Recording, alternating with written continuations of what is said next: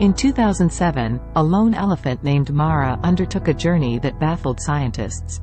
Traveling over 200 miles beyond her territory, she navigated treacherous lands, evading predators.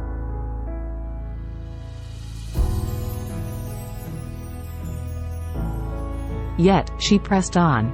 But why? She was paying tribute at the resting place of her long-lost calf, proving memories live on in the animal kingdom. A testament to the depth of emotion and memory animals can possess. Explore more amazing stories on Curiosity Channel Z. Subscribe now.